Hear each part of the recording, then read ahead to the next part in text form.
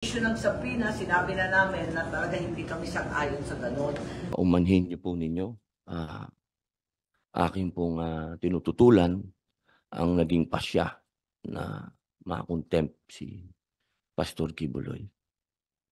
With all due respect. Ma'am, on the contempt ruling, kahapon nag-object si Senator Robin, and in previous interviews, sinasabi niyo na yung concern niyo na hindi dapat umabot sa ganon, arrest of Pastor Kibuloy. Ma'am, any take on this? Yes, kami ni Senator Robin talagang pipirma. Nagkasundo kami kagabi na pipirma kami para paatras itong contempt order. Kasi parang hindi naman siya tama at sa palagay ko, sasamahan kami ng iba pa naming grupo, si Senator Go, palagay ko, no? Sino pa kami?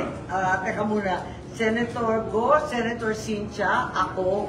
Pero hindi pa yata kami umaabot ng kinakailangan na 8 votes or 7 votes para ma-withdraw yung contempt order. Pero walang sapol talagang tutol ako sa pag-i-issue ng Sabrina. Bakit ma'am, hindi siya umaattend sa mga hearings po? Sino? Si Buloy, ma'am. Bakit po hindi siya isa-cite in contempt po? Yung ibang resource persons, pag dito marating ma'am, nasa-cite in contempt. Well, maraming dahilan at isa na doon yung pending na kaso sa Congress. Ayaw naman natin na kinukuyog ang mga tao. They have rights to due process. They have a right to defend themselves and against self-incrimination. Bakit hindi naman kinikilala? Yung ibang akusasyon napakatagal na. Bakit ngayon lang lumilitaw ng sabay-sabay? Baka naman may nasa likod ng lahat na ito. Kaya gusto natin bigyan siya ng pagkakataon, higit sa lahat. Ang pagkaintindi ko, meron na rin mga kaso na pinila sa korte. Kaya't siguro huminahon tayo at huwag naman natin na inaapi yung tao. Ma'am, pero magkaiba yung nature, ma'am. Diba, sa House is a franchise violation, and this one supposedly a criminal offense. Sexual abuse po. Yes, that's correct. That's correct. And the cases originally derived from the United States. So, ang pagkaintindi natin, if they were committed elsewhere, dapat nanggaling yung kaso doon. Hanggang ngayon, wala namang pinapadala dito sa Pilipinas. Kaya pinagtatakahan namin kung bakit bigla lahat ng kaso to ay dumagsa. Kaya nga, eto nga, ang akin, maganda siguro pakinggan muna at tignan kung ano yung mga nangyayari. May issue pa tayo na sub judice, yung ibang kaso, kasi may naghain na sa korte. When you put domestic pagbigyan mo, kaya ang tumakbo yun nandun sa korte, itigil na ng Senate. Total, pareho na. Kasi kung tutuusin natin, yung nasa korte at yung nasa Senate, halos parehong paksa, no? Sabihin na natin, iba yung sa Congress. Ang problema, ang Senate, hindi naman prosecutorial body.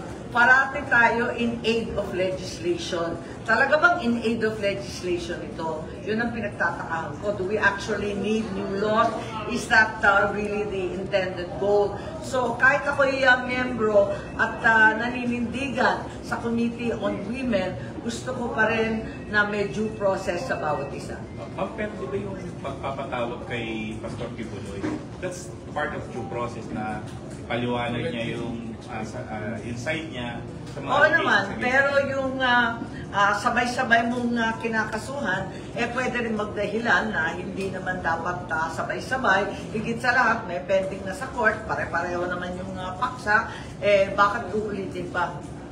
How do you respond to observations na iba yung magiging trato kay Apollo Kibuloy and then doon kay senior yun sa Surigao, Sungarangila? Siya na-contempt, kahit na nag-attend siya, na-contempt siya kasi sabi ng mga senador, hindi siya nagsasabi ng totoo.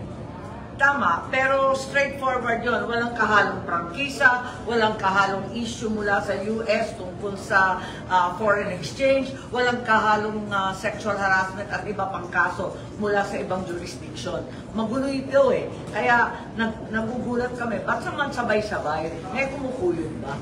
Ma'am, tama po bang bang sabihin, since kailangan nyo ni Sen. Robin ng 8 signatures, you will ask your other colleagues? Well, I think there's been an effort to come together to a decision. Unang-una, yung pag-issue ng subpoena, sinabi na namin na talaga hindi kami sang-ayon sa ganun. Dahil kinakailangan nga, alamin muna natin lahat ng kinakailangan alamin. Kasi puro sa kwentuhan lamang, may testigo nga, alam ko, narinig ko si Senator Risa, pero ganun pa man, kinakailangan na bigyan daan pa rin ang nasa korte. At hindi ako sigurado na in aid of legislation talaga ang mangyayari. Makukuha niyo yung 8 votes. Hindi ko pa alam, pero mataas ang pag-asa ko lagi. Ma'am, meron kasi kahapon sinabi si Sen. Risa na parang pakiusap sa committee members na hear the stories of these OFWs na allegedly na nahinga na masyadong pera, ng utang, etc. Are you also taking into consideration all these narrations ng mga victims, ma'am? Oo naman, nakikinig naman tayo sa lahat. Pero wala pa akong nakikita in aid of legislation kasi. So siguro, pakinggan natin silang lahat. Pero at the same time, tignan natin kung magiging subjudice yung napakaraming question at saka yung main event. Yung main concern may end up being a judicial question. So baka patong-patong na yan at hindi nakarapat-dapat. Ma'am, ibang issue lang ako, ma'am. Kay SP Zubiri, kakatapos na niya mag-press con. Hindi ko narinig pasensya. Sabi lang niya, ma'am, nakausap niya na po kayo na sinusuportahan siya. Pero, ma'am, wala pa kayong permanent statement of support.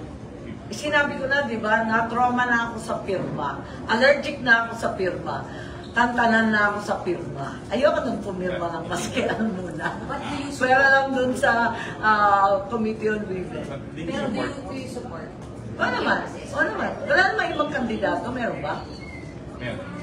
May kumausap po ba sa inyo kung meron?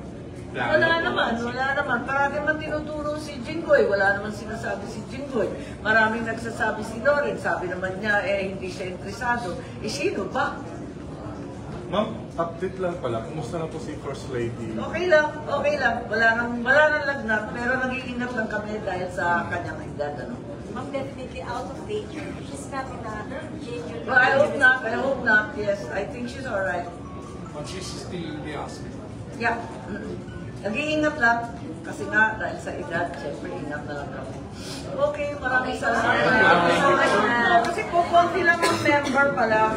Hindi lang ang board member. 44 ma'am. Kasama yung ex-official. There's so few eh. Oo, 40 yan regular. Yeah, there's so few as pala. Ang liit pala ng committee.